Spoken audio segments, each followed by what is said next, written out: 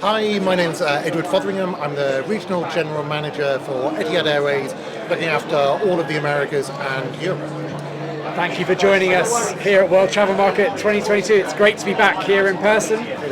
So tell us a little bit about kind of what you're here to tell the world about from an Etihad perspective. Well, I think it's a fantastic time to be with Etihad actually at the moment. So we've just launched our brand new Constellation collection with Armani, which is a collaboration with one of the most famous fashion houses of Italy in terms of bringing that elegance and style into our business class service. So that's a really massive advantage point that we can show to our customers throughout the whole of the market. Tell me a little bit about what that actually means in real terms. In real life. So we've transformed everything from the fluffy cushion through to the knife and fork that a business class customer will actually feel and experience. But it's also brought together the sustainability edge that we as Etihad Airways are known for. So this year we won the world's most sustainable airline across the world. And one of the initiatives that's happened with our revised economy class collaboration is a closed loop event with our kind of economy meal tray. So that starts off as a bit of plastic, but it is recycled or works through the system about 150 times using a lid and a beautiful design, and then is closed loop recycled. So the same equipment that started goes through the recycling process and then becomes a meal tray again. And so saving ourselves the amount of carbon, the impact on the planet that we as Etihad are becoming aware of. I mean, that's great to hear. Tell me a little bit about sort of what you're doing from a kind of an aviation perspective, both in terms of innovation but also sustainability. Yeah, so I think kind of for many airlines, sustainability is the key innovation that we're all going after. And Etihad has just launched what we call corporate conscious choices. A bit of a mouthful, but it is the green loyalty program that Etihad is running both from a B2C perspective, so as part of our Etihad Guest Suite, but also from a travel agency and a corporate perspective. And that through that program, customers have the conscious choice to do something good for the environment. So it's about, on a leisure passenger, can they bring a 5 kilogram lighter suitcase and we'll reward them for that capability. On a corporate or a travel agency side, can they bulk purchase sustainable aviation fuel from one of the multiple hubs where we uplift SAF from in terms of hitting their green objectives for their calendar year. So through that innovative approach, and we're the first company to bring those three levels. So we have the sustainable aviation fuel, we have the carbon offset, and then we have the loyalty program of the miles where customers can earn towards their green accreditation as well. It's very smart to be connecting those things up because it is very much a kind of a holistic perspective you've got to have. Yeah. That's great to hear. And what about from a fleet perspective?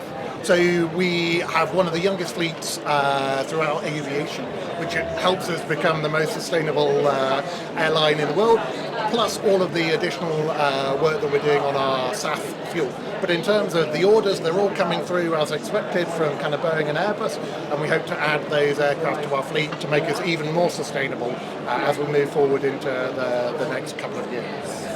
And destinations-wise, where are you expanding into next? Well, we are in some very fantastic places already. So from the UK, our ability to fly to the Maldives, Seychelles, India, Australia, all really key destinations for us in the UK, but also from across Europe. So kind of how we, as that mid-size airline, really maximise the connectivity of our customers through to those hub points is really important. And as the world's opening up now, what are you seeing as an airline from a change in behaviour perspective? So if we use a really specific example, if you'd asked me 5 weeks ago, Japan would not have appeared on any of my top destination charts.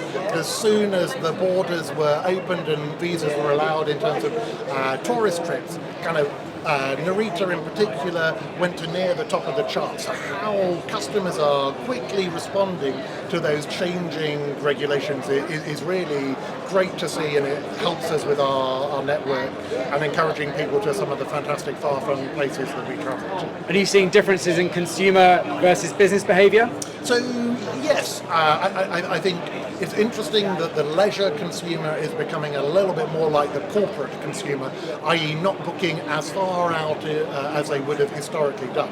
So how people are making a decision and then making the purchase to then travel has changed the whole skew of both leisure and business travel at the moment. And how is that behaviour changing the way that you're going to market in terms of channels and so forth? So I think it's around how do we broaden and encourage our distribution channels, as each has their important position to play as a global airline. How do we encourage the development of our near or NDC proposition so that kind of customers have that seamless ability to bundle our content together and get to some interesting places and have some interesting attributes to that. But through that distribution, we are just trying to widen it and maximize it as much as possible. And when it comes to digital, you've always pioneered, you've been incredibly innovative all the way through your life really as a brand. Tell me a little bit about sort of how you're approaching the kind of multitude of digital channels, how you're innovating there to respond to these changing behaviours. So I think every airline will tell you that their direct channel is really important to them. So EY.com provides a good chunk of our revenue, and it's where we can innovate ourselves to offer differentiation to customers. So be that offering our student proposition direct to customers, through to wrapping in attributes that people can have that opportunity to purchase as a whole, through to lots of different types of digital innovation. So this week we launched a new initiative in Abu Dhabi, our home, because we pre-clear people in Abu Dhabi if they're going to the US as part of the pre-clearance. But that's all moved to have the opportunity of being biometric data. So again, seamlessly using different partners to innovate to make the customer journey more effective, and another reason to buy Etihad. Thank you very much for your time today. It's been great hearing all about Etihad. Really appreciate it. Thanks for giving us time. Thank you.